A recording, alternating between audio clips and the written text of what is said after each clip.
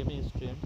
Today we are going to study about combination of resistance of class 10 chapter number 1 electricity. We Here we know that how can we connect the two or more resistance. Resistance can be connected in two ways. Resistance को हम दो तरीके से connect कर सकते हैं. पहला है सीरीज कॉम्बिनेशन, दूसरा है पैरेलल कॉम्बिनेशन. नोट, अगर हम लोग को जो है करंट की वैल्यू, रेजिस्टेंस की वैल्यू, टोटल रेजिस्टेंस की वैल्यू हमको इंक्रीज करनी है तो हम रेजिस्टेंस को जो है सीरीज कॉम्बिनेशन में डालेंगे. अगर हम लोग को जो है टोटल रेजिस्टेंस की वैल्यू जो है वो इंडिविजुअल रेजिस्टेंस की तुलना में कम करना है तो फिर हम रेजिस्टेंस को किस कॉम्बिनेशन डालेंगे, पैरेलल कॉम्बिनेशन में. इस बात को आप ध्यान रखेंगे. दूसरी चीज़, रेजिस्टेंस जब सीरीज में होते हैं तो कब हम कर सकते हैं रेजिस्टेंस जब सीरीज में है. When the resistance is series combination. आप यहाँ देखो ये टॉपिक छूट गया था.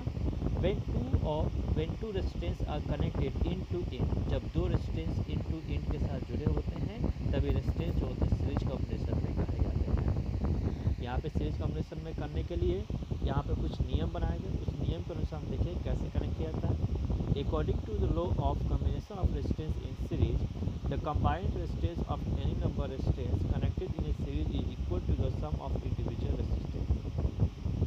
रेजिस्टेंस कॉम्बिनेशन ऑफ रेजिस्टेंस के लॉ के अनुसार अगर रेजिस्टेंस सीरीज में कंबाइंड है तो कंबाइंड रेजिस्टेंस का जो वैल्यू निकलेगा वो इंडिविजुअल आपके रेजिस्टेंस के वैल्यू के सम के बराबर होगा. फॉर एग्जांपल, मान लेते हैं कि आपके पास रेजिस्टेंस है R1, R2 और R3, ये सभी कनेक्ट किए गए सीरीज में.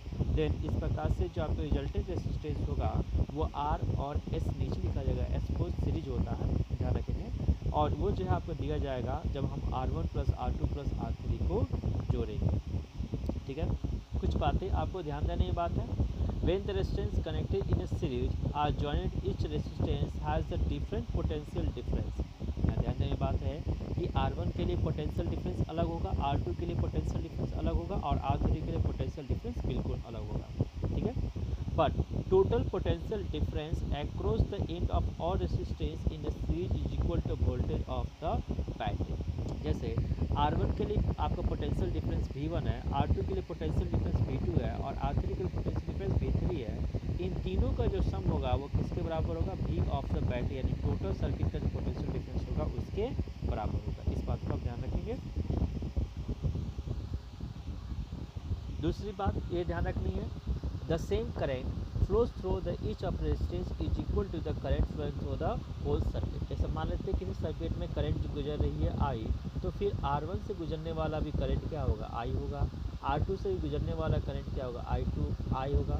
और R3 से भी गुजरने वाला जो करंट होगा वो किसके बराबर होगा, R के बराबर होगा. मीन्स दैट कि अगर हम कहते हैं कि एक सर्किट है जिसमें 5 एम्पियर या 4 एम्पियर करंट फ्लो कर रही है, अगर R1, R2 और R3 ये तीनों जो है आपके कनेक्ट किए गए सीरीज कॉम्बिनेशन में, तो R1 से गुजरने वाले आपकी जो करंट होगी 4 एम्पियर की, R2 से गुजरने वाली करंट 4 एम्पियर की और R3 से भी करंट गुजर रही कितने एम्पियर की, 4 एम्पियर.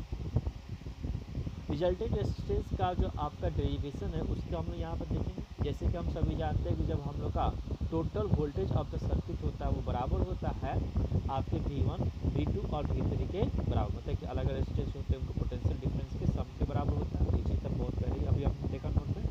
इस प्रकार से Vs को, यानी V को हम क्या लिख सकते हैं, ओम्स लॉ के अनुसार V इक्वल टू लिखा जाएगा IR.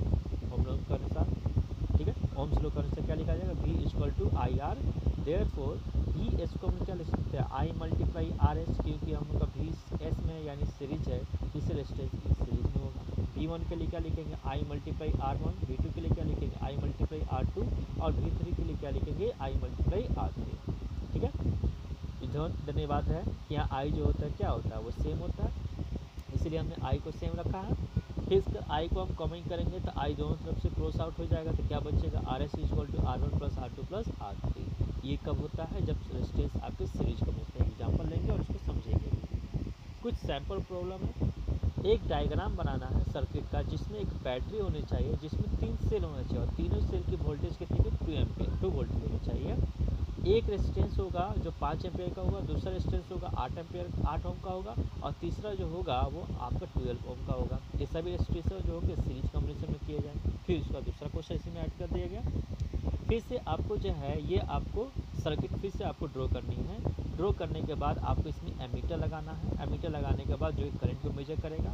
फिर इसका रेजिस्टर जो आपको वोल्ट मीटर मौजूद है जो 12 वोल्ट है उसको पोटेंशियल डिफरेंस लगाना है और ये पता करना है कि एमीटर से कितना आपका करंट गुजर रहा है और वोल्ट मीटर में क्या रीडिंग है।